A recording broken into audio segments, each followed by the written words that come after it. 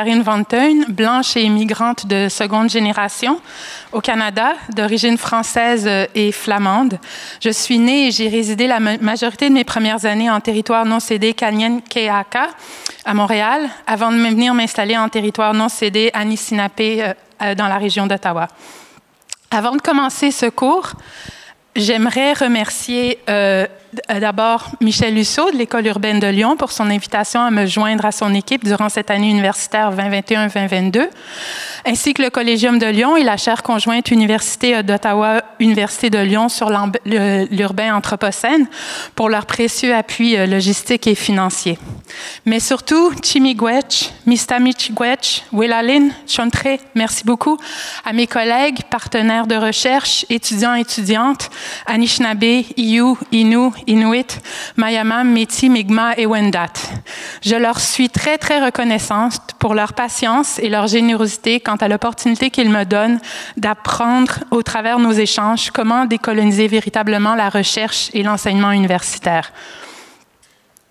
Alors, dans cette première séance du cours, je vais d'abord par procéder à un petit lexique, parce que je sais que non seulement j'ai des expressions québécoises, ça vous m'excuserez, mais aussi il y a des termes techniques qui sont nécessaires de comprendre pour la suite des choses.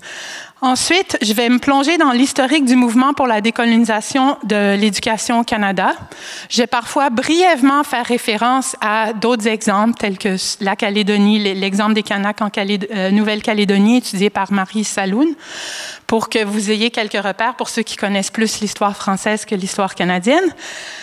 Suivra un aperçu de l'évolution de la décolonisation des enseignements offerts aux Autochtones depuis les années 70, pour ensuite parler des enjeux de la décolonisation de l'enseignement pour tous et toutes. Mon objectif dans cette séance est que vous fassiez ainsi une meilleure idée des réalités sur le terrain au Canada, qui aujourd'hui donnent à la fois forme et beaucoup de matière aux enjeux théoriques auxquels la décolonisation des savoirs en milieu universitaire renvoie et aux tensions politiques que cette mouvance aussi suscite. Vous aurez aussi un meilleur aperçu, j'espère, de ce que signifie décoloniser les savoirs enseignés en salle de classe universitaire. Dans les prochains cours, en avril jusqu'à juin, nous examinerons de plus près quels sont les porteurs comme les critiques de ce mouvement, les débats et espoirs qu'il suscite, et ce tant au sein des universités qu'à l'extérieur de celles-ci.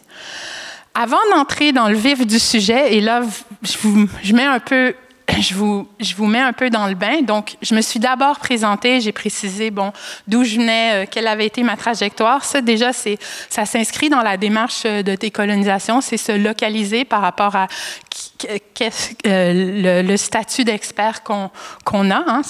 On a tous des savoirs situés, donc c'est pour ça qu'au début, je me suis située. Ensuite, maintenant, je vais préciser que je ne suis pas une experte en matière de décolonisation des savoirs comme en quoi que ce soit d'autre. Je suis plus humblement une perpétuelle étudiante de cet enjeu qui, grâce aux collègues, partenaires de recherche et étudiants que j'ai eu le privilège de côtoyer, que ce soit sur le campus, sur le terrain ou dans ma vie de tous les jours, est devenue plus sensible aux privilèges matériels et symboliques dont j'ai jusqu'alors bénéficié en tant que blanche au Canada. C'est par le biais de mon engagement personnel à perturber ces privilèges et les outils plus classiques de l'anthropologie, quand même, je suis anthropologue, formée en France à l'EHESS, que je suis en train de co-développer un savoir sur les tensions que ce processus de décolonisation soulève en milieu universitaire. Alors, mon petit topo lexical. Donc, le premier terme, autochtone, donc la notion de peuple autochtone, je vais parler des autochtones, c'est d'abord et avant tout une catégorie juridique qui a émergé dans le cadre de la mouvance des peuples autochtones à l'ONU à partir des années 60 pour la reconnaissance de droits collectifs en vertu de l'antériorité de leur occupation de territoires aujourd'hui en partie occupés par des colons. Donc, ça reflète bien la situation au Canada, par exemple. Comme ailleurs dans le monde, les Autochtones au Canada ont longtemps été identifiés par d'autres termes, surtout mais en fait, ces termes-là, c'était au départ les termes que les colons eux-mêmes utilisaient pour les désigner. Or, dans un esprit de réconciliation avec les premiers peuples, des efforts ont été déployés ces dernières années au Canada pour les identifier en utilisant plutôt les noms par les biais desquels eux-mêmes s'auto-identifient. C'est pourquoi on ne parle plus d'Indiens, d'Amérindiens, mais d'Autochtones au Canada, ou de Montagnais, mais plutôt d'Inuits. Donc, on n'utilise plus le terme Montagnais, mais Inuits. On utilise de moins en moins le terme Cris du Québec et de plus en plus le terme Iyut, qui est l'ethnonyme qu'ils utilisent. Cela étant dit, vous allez m'entendre dans cette présentation parfois utiliser le mot indien, mais ça va être pour des raisons historiques. Donc, je vais faire référence à des documents ou à des lois qui sont historiques. Ou encore, je vais faire référence à un contexte juridique précis. Parce qu'au Canada, en fait, on parle encore d'Indiens sans statut ou Indiens avec statut. Et ça parce que c'est la loi sur les Indiens, qui s'appelle encore comme ça, qui gère, en fait, qui est Indien, qui n'est pas Indien, qui a le droit, qui a accès aux droits collectifs qui en découlent, qui n'y a pas accès. Donc, voilà, ça c'est pour le autochtone / indien. Ensuite, l'autre terme qui est important, c'est territoire cédé, non cédé. Vous m'avez peut-être rapidement entendu parler de territoire non cédé Kanien'kehá:ka ou de territoire non cédé Anishinaabe. Alors, à quoi on fait référence dans le contexte canadien quand on dit ça? Bien, premièrement, c'est récent qu'on commence à parler des territoires cédés, non cédés. Et ça se fait vraiment dans un esprit de visibilisation de la présence autochtone et dans un effort donc de décolonisation de notre manière de se relationner avec les espaces qu'on occupe ou les espaces au travers desquels on circule. Donc, lorsque l'essentiel, ce qu'il faut savoir, d'où ça vient cette idée de cédé, non cédé, lorsque l'essentiel de la colonisation des Amériques a eu lieu, au cours du 17e et du 18e siècle, le droit international s'est développé pour régir les règles de l'appropriation de nouveaux territoires. Or, il y avait essentiellement 3 façons de s'approprier un nouveau territoire en toute légalité. Soit la conquête militaire, l'annexation pacifique ou la cession territoriale. Alors, ce qu'il faut savoir, c'est qu'au Canada, il n'y a eu ni conquête militaire, comme ça a été le cas, par exemple, au Mexique, au Guatemala, qui sont aussi des endroits où je travaille, ni annexion pacifique des terres qu'occupaient les Autochtones avant les colons. Il n'y eut que dans certains cas, certaines cessions territoriales, quand il y a eu une négociation de traité entre les peuples autochtones et la couronne britannique, parce que c'est elle la principale qui s'est occupée de négocier ces traités-là. Donc, pourquoi on parle aujourd'hui de territoire cédé ou non cédé? Comme je le disais, c'est quand on fait une référence à un lieu, l'objectif d'un tel exercice, c'est de rappeler que contrairement au mythe de la terra nullius, l'espace complètement vide, qui servit à légitimer l'appropriation des territoires autochtones par les colons sans la négociation de traité, bien, ces terres étaient bel et bien habitées avant l'arrivée des Européens. Le dernier thème nécessaire pour aujourd'hui, c'est le mot « réserve ». Alors, vous avez peut-être entendu déjà ce mot, mais je veux juste préciser c'est quoi. Donc, on dit une réserve au Canada, ça désigne une partie des terres de la couronne qui a été mise à l'usage et au profit d'une bande indienne, dans son sens légal, mais un groupe autochtone. Ces réserves qui existent encore aujourd'hui ont essentiellement été créées pour libérer les terres occupées par les Autochtones afin que les colons puissent se les approprier. Alors voilà, ça c'était pour le topo technique. Alors maintenant, on va plonger dans les origines historiques du mouvement pour la décolonisation de l'éducation au Canada. Donc, pourquoi décoloniser les savoirs et l'enseignement universitaire? Bien, dans le contexte canadien, cela répond d'abord et avant tout à une demande sociale qui remonte aux années 1970. Donc, c'est plus vieux qu'on le pense. Ça devient à la mode maintenant, c'est très à la mode même, mais ça remonte à loin les revendications pour cette décolonisation. Alors, c'est dans la foulée des mouvements civiques des années 1960-1970 au Canada, comme aux États-Unis, ces mouvements-là dont vous avez sûrement entendu parler, que des leaders autochtones se sont mobilisés pour la reconnaissance de leurs droits collectifs en tant que premier peuple, dont celui au contrôle de l'éducation des leurs. Et là, et au Canada, c'est plus particulièrement la proposition du gouvernement en 1967 d'éliminer le statut particulier des Autochtones pour en finir une fois plus pour toutes avec le problème indien qui a provoqué cette mobilisation. Alors, sur la diapositive qui suit, je vous ai mis un extrait de ce document qui s'appelle dans l'historiographie canadienne le Livre blanc. Des affaires indiennes. Donc, dans cette politique indienne du gouvernement du Canada en 1969, ce qu'on voulait, en fait, ce qu'on proposait aux Autochtones, c'était d'éliminer leur statut particulier. Et donc, la logique derrière, c'était la même logique qu'on entend. En marchant vers ici, j'ai croisé 3 écoles et je me suis rappelé vraiment les principes de la République parce que sur les écoles, il est écrit liberté, égalité, fraternité. Mais c'est vraiment cette idée que pour avoir cette idéologie républicaine selon laquelle l'égalité, ça veut dire la non-discrimination, ça veut dire tout le monde est pareil, puis on ne peut pas avoir des droits particuliers. Alors, c'était un peu dans cette idée-là qu'on a décidé, c'est comme ça qu'on va régler le problème indien. On va les rendre égaux à nous. Ils n'auront plus de statut particulier. Puis comme ça, ils vont pouvoir s'émanciper puis connaître des meilleures conditions de vie, etc., etc. Mais les Autochtones ont dit non.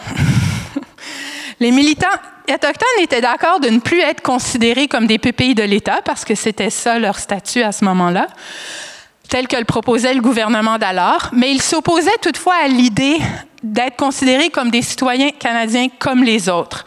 Et donc, comme n'ayant plus les droits particuliers qui découlaient de leur occupation première des territoires, des territoires qu'aujourd'hui les colons occupaient, soit des droits qui leur avaient été reconnus par la couronne britannique lorsqu'elle signa, avec leurs leaders politiques, des traités reconnaissant cette occupation et donc les droits en découlant. Alors, comme je l'ai expliqué dans mon topo lexical, mais je vais le répéter pour vraiment que ça soit clair pour tout le monde, contrairement à ce qui s'est passé ailleurs dans le monde, il n'y a pas eu au Canada conquête des Autochtones. Ils n'ont pas été défaits militairement.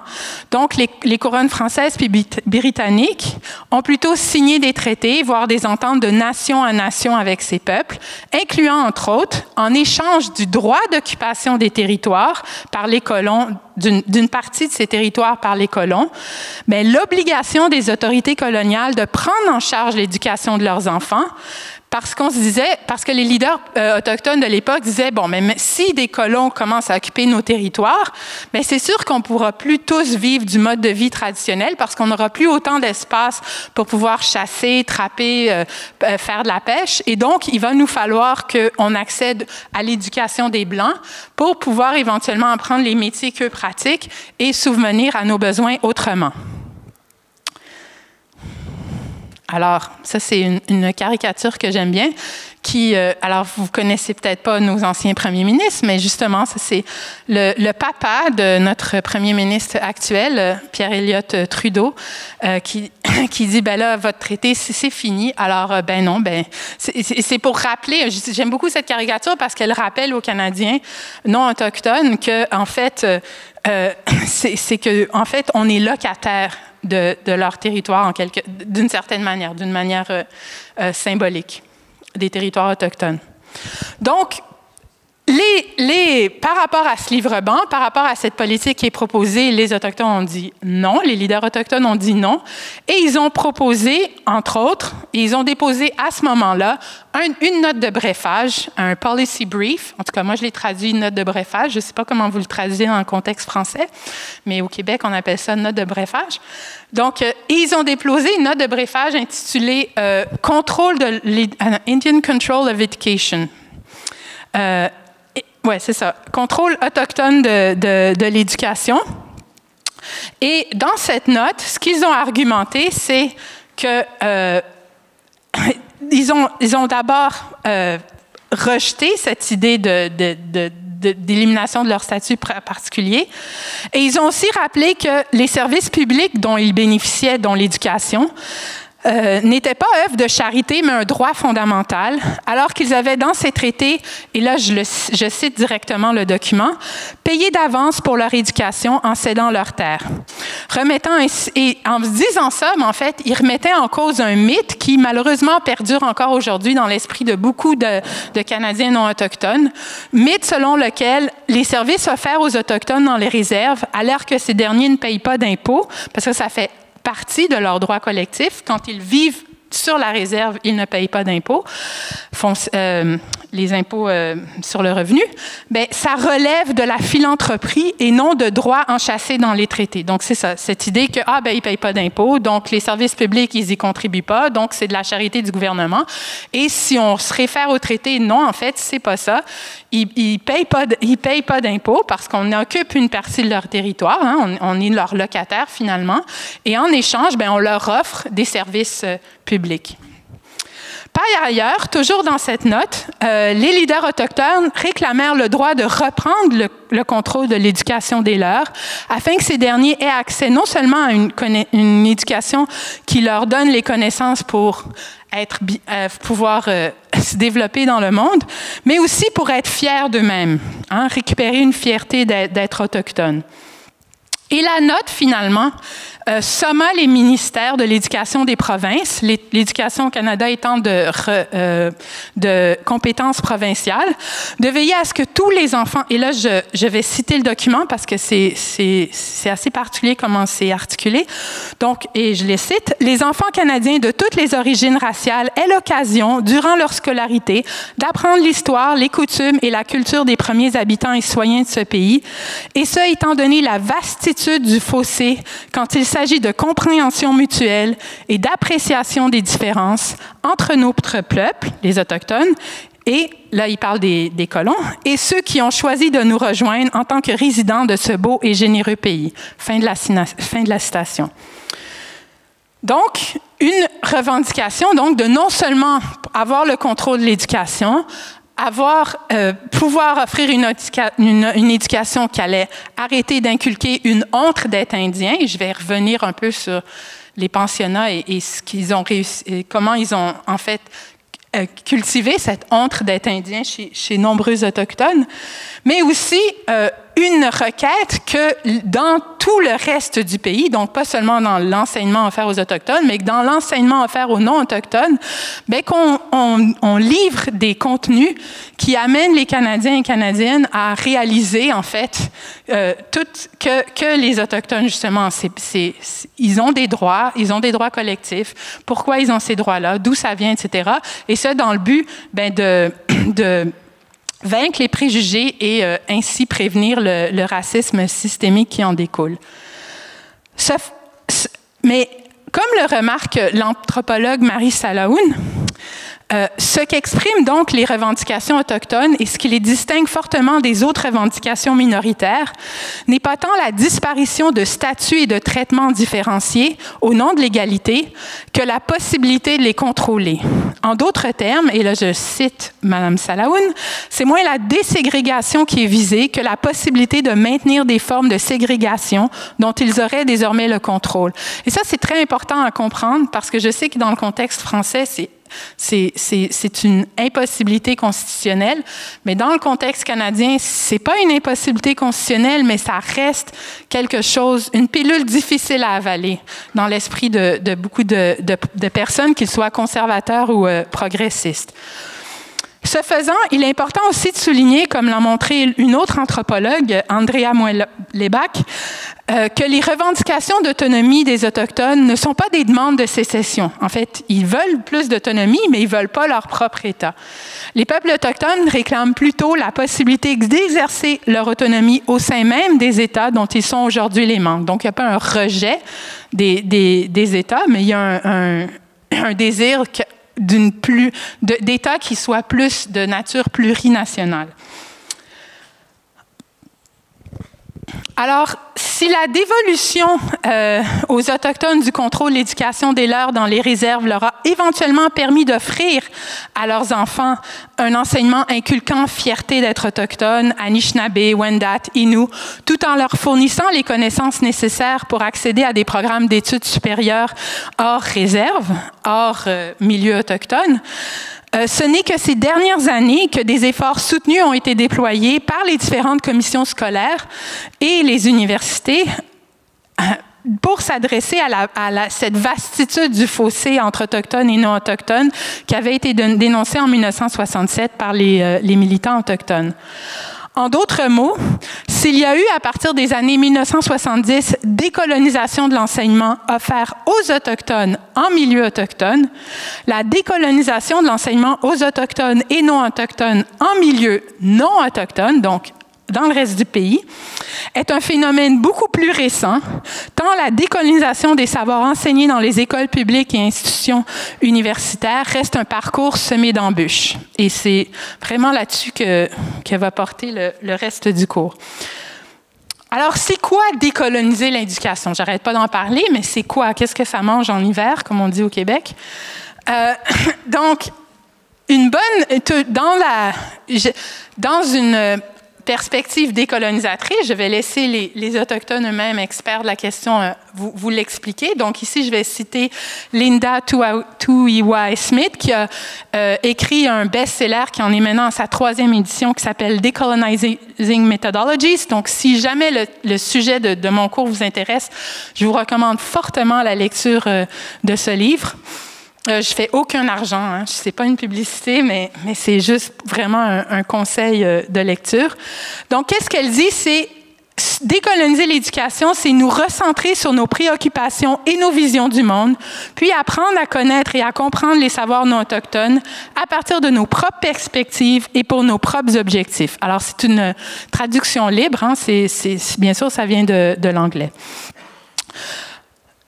Une autre manière de rendre ça un petit peu plus concret, c'est selon les spécialistes en éducation Stephen May et Sheila Aikman, une éducation autochtone décolonisée, plus concrètement, va mettre l'accent sur le contrôle de l'éducation par les Autochtones eux-mêmes, va octroyer une place centrale aux langues et cultures autochtones dans les contenus scolaires, universitaires, et va remettre fondamentalement en cause, ce faisant, la normalisation et la valorisation des langues et savoirs dans le contexte canadien,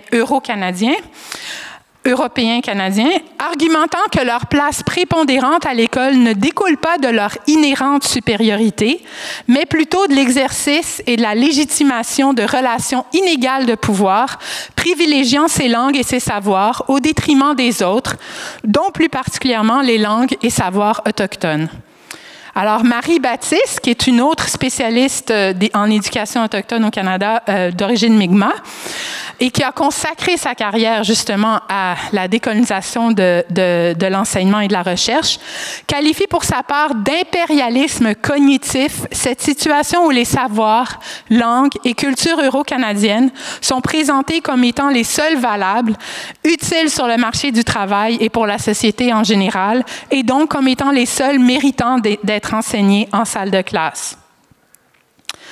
Alors, avant de comprendre l'hécatombe que crée en milieu universitaire le fait d'essayer de décoloniser les savoirs, et aussi de comprendre, en fait, mieux comprendre, en fait, d'où viennent ces constats, d'où viennent ces demandes.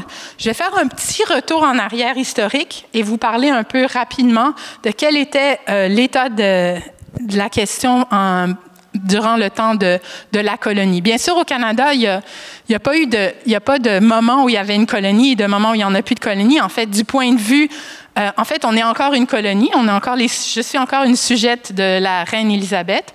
Mais disons que jusque dans les années, c'est important de savoir quelle était la situation jusque dans les années 70.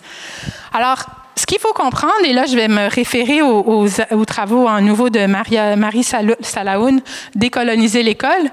Elle identifie pour sa part deux approches qui ont été adoptées dans les contextes coloniaux pour ce qui est de l'éducation des populations colonisées. Alors, il y a l'approche ségrégative et l'approche assimilatrice. Donc, selon l'approche ségrégative, les Autochtones sont scolarisés dans des écoles à part qui leur sont réservées et on ne cherche pas à les assimiler à ce moment-là. Même, on va parfois enseigner dans leur langue maternelle et les maîtres vont apprendre les langues autochtones locales parce que l'objectif, c'est pas de les intégrer à la société coloniale, mais c'est vraiment de les garder à part. Et dans le cas c'est ce qui s'est passé, comme l'explique Marie Salahoun, dans le cas des Kanaks en Nouvelle-Calédonie. Avec les écoles de mission, où, et je la cite, qui visaient moins à former de bons auxiliaires de la colonisation, encore moins de bons citoyens, mais simplement de bons chrétiens. Alors, ce qu'il faut savoir, c'est qu'il y a eu un peu la même chose au Canada avant les fameuses pensionnats, les fameuses écoles résidentielles, les pensionnats indiens, dont je vais vous parler dans quelques minutes. Donc, avant la mise en place de ces pensionnats, il y avait des écoles qui étaient pris en charge par les églises qui, qui souvent, en fait, ne fonctionnaient que l'été parce que beaucoup des nations autochtones au Canada sont surtout des nations semi-nomades qui chassaient, pêchaient pendant l'hiver et qui se promenaient un peu partout. Les prêtres avaient surtout pas envie de les suivre et de leur enseigner. Les conditions étaient plutôt rudes, mais quand ils revenaient et qu'ils s'installaient pour 2 mois, l'été, faisaient leur campement, là, il y avait les écoles de mission. L'autre approche, c'est l'approche assimilatrice qui a été adoptée en Nouvelle-Calédonie une fois l'indigénat aboli, où les Autochtones sont scolarisés dans le système public, dans les mêmes conditions que leurs homologues non autochtones, au nom de l'égalité des chances et du principe de non-discrimination. Alors, donc, cette approche-là, c'est l'approche qui, au Canada, a suivi les pensionnats. Alors, les pensionnats, c'est vraiment quelque chose de particulier parce que ils sont à la fois pratiquent la ségrégation, mais en même temps visent l'assimilation. Alors, de manière générale, les pensionnats visaient la suprémation systématique des savoirs autochtones et des cultures autochtones afin d'assimiler les Autochtones au reste de la société canadienne de manière, encore une fois, et ça a été démontré, de libérer les territoires et ainsi permettre aux colons de pouvoir se les approprier. Ces écoles, toutefois, donc le but, c'était de les assimiler. Donc, on pourrait dire, c'était l'approche assimilatrice, mais non, parce que les pensionnats étaient que réservés aux Autochtones. Et en plus, ils suivaient pas les curriculums standards de l'époque, puisqu'ils visaient, pour la plupart, la seule formation des Autochtones au travail manuel, soit au travail domestique pour les filles et aux tâches agricoles pour les garçons. Et en fait, ce qui a été dénoncé aussi par rapport au pensionnat, c'est qu'en fait, pour que ça coûte moins cher à l'État, en fait, on faisait travailler les enfants pour produire leur propre nourriture et pour faire le ménage de leur propre école et résidence. À cet impérialisme cognitif, doublé d'inégalités de traitement en termes de cursus scolaire, s'ajoutèrent de nombreux abus. La plupart des pensionnaires souffrirent d'épidémies de maladies mortelles, en plus de malnutrition et d'isolement social. On estime que sur les quelques 150 000 enfants autochtones qui y furent internés, plus de la moitié furent victimes d'abus. Et que plus de 6 000, c'est ce qu'on estimait en 2014, que 6 000 y décédèrent, mais maintenant, avec les découvertes des tombes non identifiées, le chiffre commence à augmenter dangereusement. À partir des années 70, l'éducation des Autochtones au Canada a commencé, comme ça a été le cas pour les Kanaks plus tôt, à partir des années 1940 quelques. Je ne me rappelle plus exactement la fin de l'indigénat, c'est à quelle date. Mais à partir des années 70 au Canada, les pensionnats commencent à se fermer. Le dernier a fermé en 96, mais à partir des années 70, plusieurs commencent à fermer. Et donc, il y a une déségrégation de l'éducation des Autochtones et ils obtiennent le droit de fréquenter les écoles jusque-là réservées aux non-autochtones.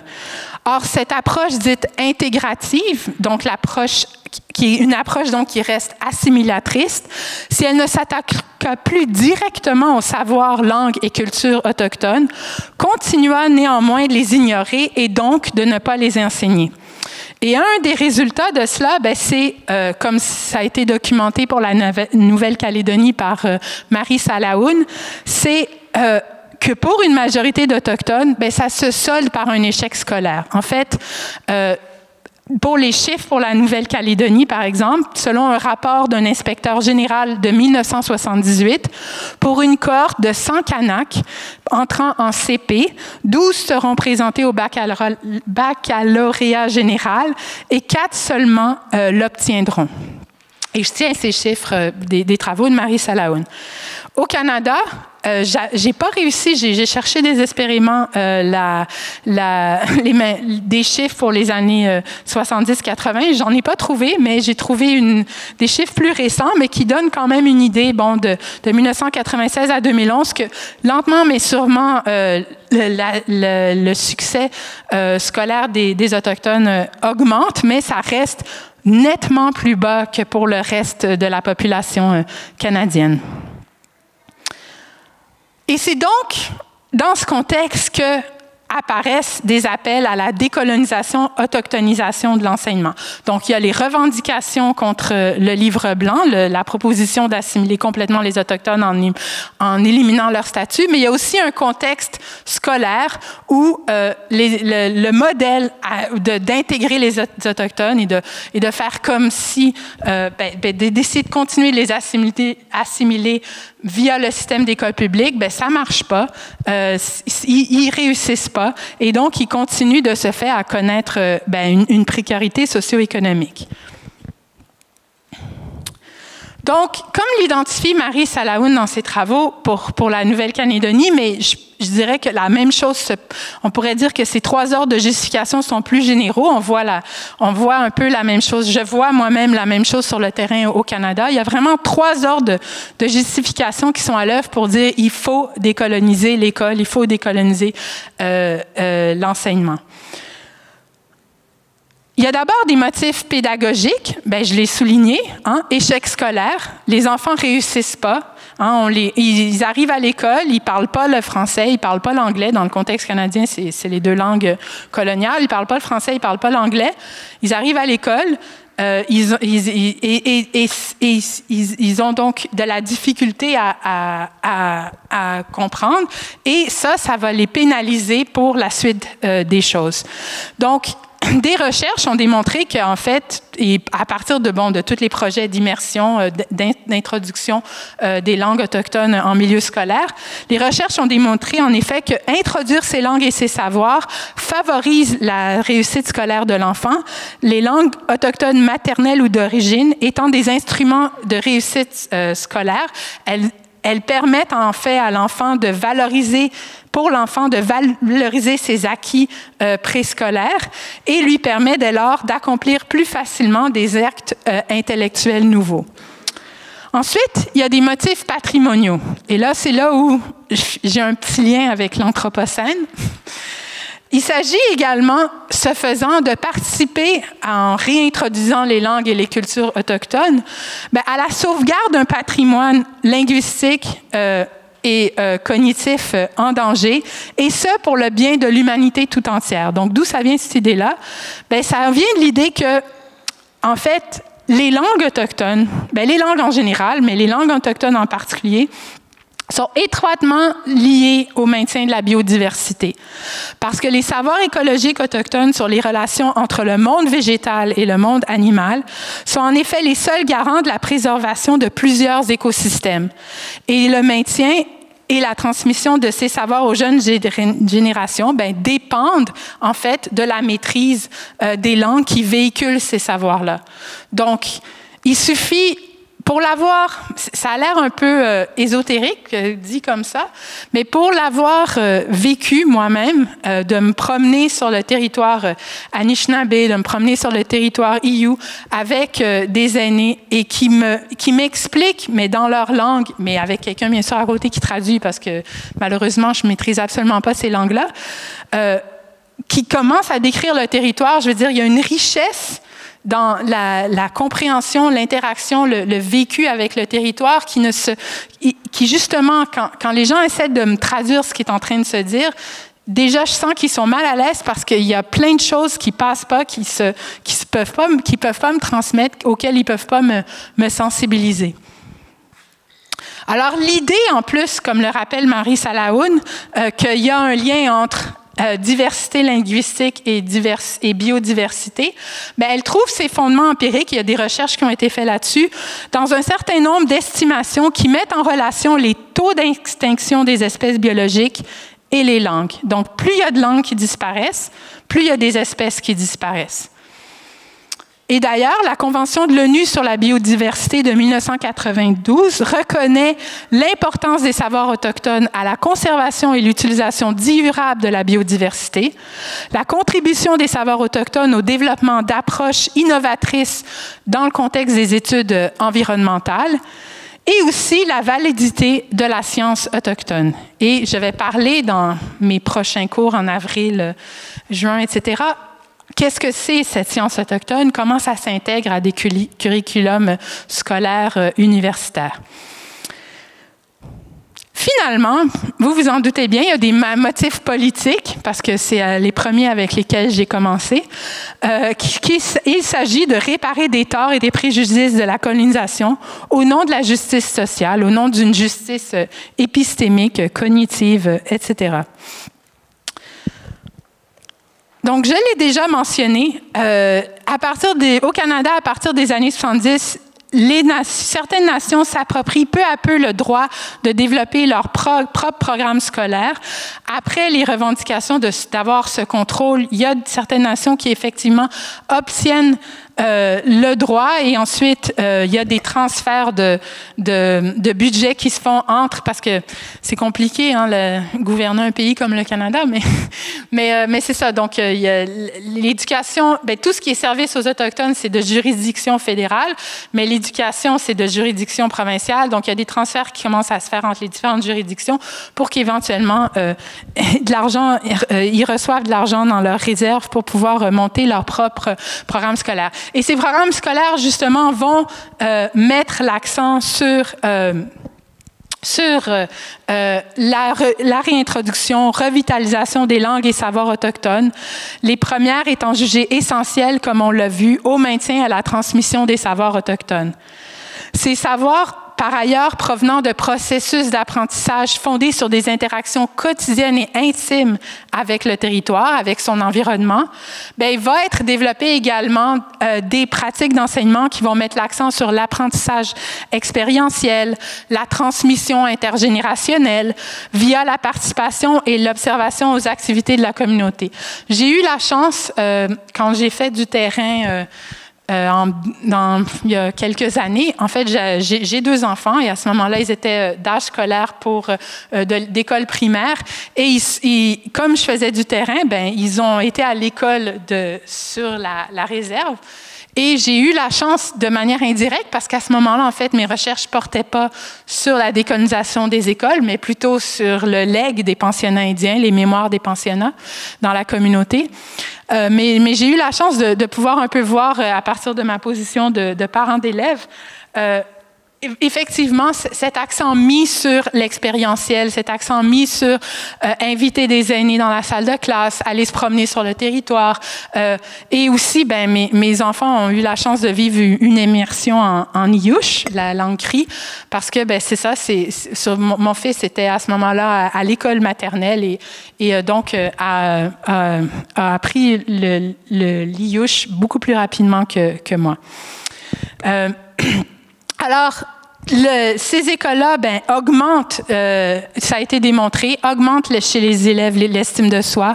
Ils développent un rapport plus positif à l'école, ils ont plus de succès dans leurs études et aussi des impacts plus larges sur la communauté. Ça renforce les relations intergénérationnelles qui ont été très affectées par l'épisode des pensionnats indiens pendant il y a des enfants qui, quand les enfants revenaient des pensionnats, ils se sentaient complètement coupés de leur communauté.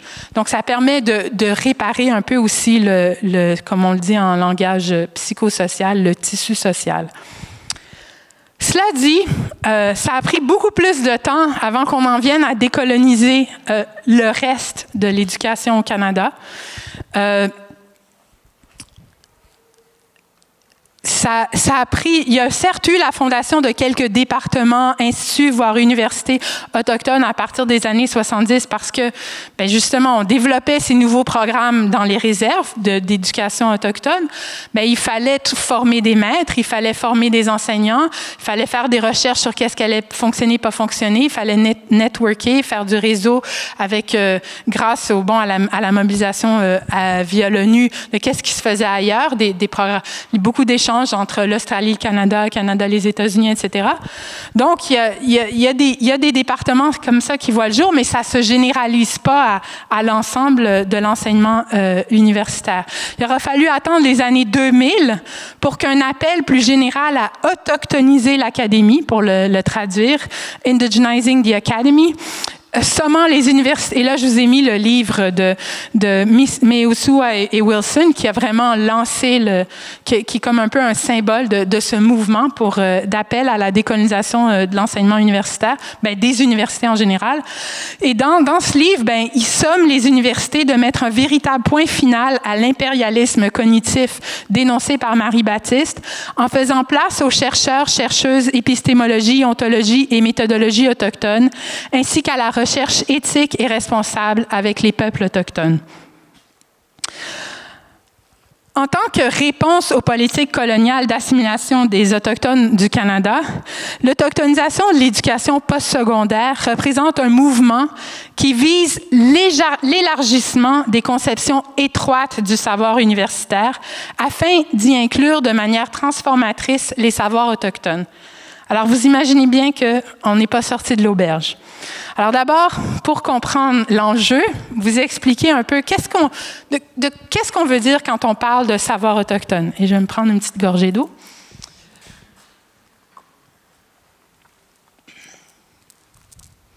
Qu'est-ce qu'ils ont de particulier? Et je sais qu'ici, je généralise, OK? Bien sûr, il n'y a pas un savoir. Les savoirs autochtones sont tous différents les uns des autres. Les anthropologues, on déteste généraliser comme ça. Alors, comme on dit, je prends des raccourcis pour essayer de schématiser un peu de quoi je parle.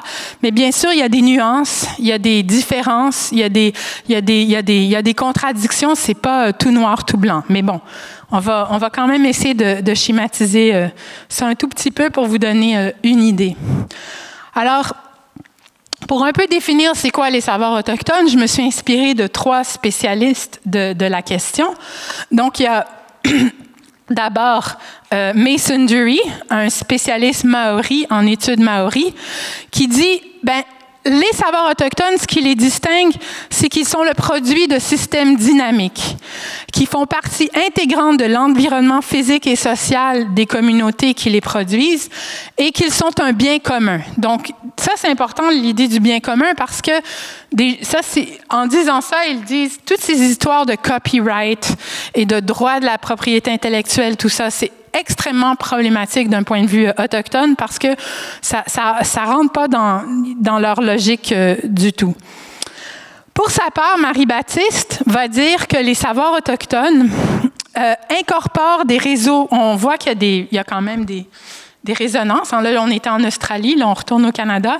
Incorporent des réseaux de relations dans des contextes écologiques spécifiques. Et là, vous allez voir que dans toute sa définition, vraiment, elle met l'accent sur le fait que ces savoirs-là sont propres à leur lieu, à l'espace-temps dans lequel ils sont développés, ont des contenus et des méthodologies propres au lieu qui les génèrent et renvoient à tout un ensemble de coutumes établies en ce qui concerne leur partage, leur acquisition et les responsabilités qui découlent de leur maîtrise. Donc, quand on est détenteur de ces savoirs, dans le langage, je dirais, dans le jargon canadien, on va parler des gardiens du savoir autochtone. Quand on est un gardien de ces savoirs-là, on a des responsabilités de transmission, de les transmettre. Enfin, une autre spécialiste en éducation autochtone, elle, pour sa part d'origine Mohawk, Marlene Brand Castellano, va dire que ces savoirs ont 3 sources. Il y a les savoirs traditionnels qui sont transmis de génération en génération. Il y a les savoirs empiriques qui sont issus de l'observation attentive de son environnement. Donc, eux se construisent au jour le jour, au quotidien. Et ensuite, il y a les savoirs révélés. Et c'est là où ça commence à accrocher avec notre perspective très Descartes de concevoir les savoirs universitaires, qui sont acquis au travers des rêves, visions, intuitions et que l'on considère comme étant d'origine spirituelle. Donc, les savoirs autochtones, pour le résumer, c'est des savoirs holistiques qui unissent les mondes matériels et spirituels. C'est des savoirs situés et c'est des savoirs collectifs. On devine vite la difficulté, voire la résistance à intégrer ces savoirs en milieu scolaire comme en milieu universitaire non autochtone. De manière générale, les enseignants comme les universitaires euro-canadiens ont en effet tendance, et moi-même j'ai cette tendance, je ne m'exclus pas, c'est très difficile de se décoloniser. On va avoir tendance à soit les invalider, soit à les réduire. Alors, on va les invalider, on va dire, ben, ils n'ont aucune validité parce qu'on ne peut pas les vérifier selon les critères scientifiques qu'on est habitué d'utiliser selon nos disciplines de tout et chacun. Ensuite, on va les réduire. Ou on va dire, OK, oui, d'accord, on peut les considérer, mais c'est pas des savoirs, c'est de l'art, c'est de la religion, ou c'est culturel, mais c'est des, ou de manière plus récente, on va parler des connaissances écologiques traditionnelles, mais on va pas les considérer comme des savoirs de qualité universitaire. Ou encore, on va les réduire à leurs éléments empiriques observables de manière quantifiable, comme, on va dire, ben, c'est un ensemble de pratiques, c'est un savoir agricole, c'est un savoir de chasse, mais c'est pas scientifique. Dans ce contexte, l'autochtonisation des universités va être réduite le plus souvent à une simple question d'inclusion. Alors, quand on a cette attitude-là, quand on considère les savoirs autochtones comme étant moindres par rapport aux savoirs de nos disciplines d'origine canadienne, européenne, etc., on va considérer l'autochtonisation des universités comme simplement une question d'inclusion. On va se dire, les universités, c'est des lieux neutres. Les professeurs, personnels, étudiants autochtones, ils ont juste à s'y adapter. Puis, alors, autochtoniser l'université, c'est juste ajouter des corps autochtones au sein des campus, augmenter les effectifs, pour déblanchir un peu le milieu universitaire, mais sans trop changer ce qui est enseigné. Alors, dans cette perspective, les épistémologies, ontologies, méthodologies autochtones doivent demeurer exclues ou intégrées aux disciplines universitaires existantes. Et ça, ça a pour effet, au final, comme le dénonce quelqu'un comme Marie-Baptiste, que j'ai déjà beaucoup cité, de consolider plutôt que de fondamentalement remettre en question la prétention à l'universalité des disciplines euro-canadiennes. Et ça, c'est ce qui est aussi critiqué. On leur a dit, finalement, c'est une autochtonisation de type inclusion-assimilation. C'est un modèle additif de l'autochtonisation qui, au final, mène pas à une véritable décolonisation des savoirs, mais continue plutôt à maintenir la croyance en la supériorité des connaissances eurocentrées. Donc, pour ébranler en profondeur les privilèges matériels et symboliques des savoirs euro-canadiens à l'université, soutiennent nombre de chercheurs autochtones et non autochtones, il faut plutôt... D'abord, il faut interroger la colonialité inhérente des cursus. Qu'est-ce que ça veut dire? Il faut se poser des questions. Il faut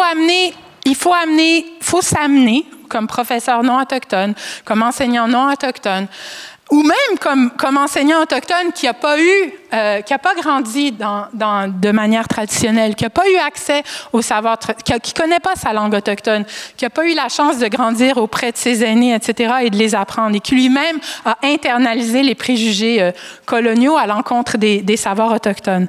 Il faut se poser les questions. Donc, quelles sont les connaissances qui sont offertes à l'université? Quels objectifs d'apprentissage sont visés? Qui sont les personnes qui décident de ces objectifs? objectif? Et quels sont les individus qui, au final, bénéficient que ça soit ces savoirs-là et pas d'autres qui soient enseignés en salle de classe? Un tel processus, suggère Marie-Baptiste, devrait nous conduire, enseignants et enseignantes, à nous rendre compte de l'impérialisme culturel et linguistique qui persiste dans nos enseignements contemporains, alors que les disciplines qu'on enseigne présentent la connaissance comme n'ayant que des origines euro-canadiennes le plus souvent, et les savoirs autochtones comme n'étant que des croyances issues de sociétés marginales, exotiques, ou voire historiques ou même préhistoriques. Le second défi, c'est d'amener les enseignants et enseignantes à apprécier les savoirs autochtones pour ce qu'ils sont, selon leurs propres normes et dans leur contexte propre. Soit de nous conduire, finalement, à reconnaître les relations, et là je vais citer Marie-Baptiste, les relations uniques que la citation qui est sur le PowerPoint, les relations uniques que les peuples autochtones développent avec les territoires qu'ils occupent et les connaissances qui découlent de ces rapports intimes, soit des relations et des connaissances qui sont au cœur de ce que sont pour eux les sciences humaines et expérimentales, qui sont transmises dans leur propre langue et par le biais de cérémonies. Alors ça, bien sûr, l'idée qu'on peut transmettre des savoirs par le biais de cérémonies, c'est sûr que ça ne rentre pas trop dans le cadre habituel. Enfin, le dernier défi, mais pas le moindre, c'est que les enseignants, nous ayons pris conscience de nos biais cognitifs, de même que de la valeur intrinsèque des savoirs autochtones, c'est de commencer à les apprendre, ces savoirs-là, mais de manière respectueuse, auprès de leurs gardiens traditionnels. Et ce, de manière à ce que ces gardiens, ce soit eux qui gardent le contrôle de leurs normes, de leurs normes de qualité, des modalités d'accès à ces savoirs et des modalités de diffusion. Et une des patates chaudes au Canada, c'est toute la question de l'appropriation culturelle, parce que c'est une chose de décoloniser l'université, mais c'est une autre chose d'en commencer à introduire ces savoirs-là. Mais c'est sûr que le danger, c'est qu'on se les approprie et que finalement, on dépossède d'une autre manière les peuples autochtones. Donc, on l'aura deviné, s'engager dans la décolonisation de l'enseignement universitaire est complexe et vous allez le voir dans les prochaines séances, très controversé. Donc, dans les prochaines séances du cours, je vais justement me consacrer à examiner de plus près ces enjeux. Alors, c'est tout.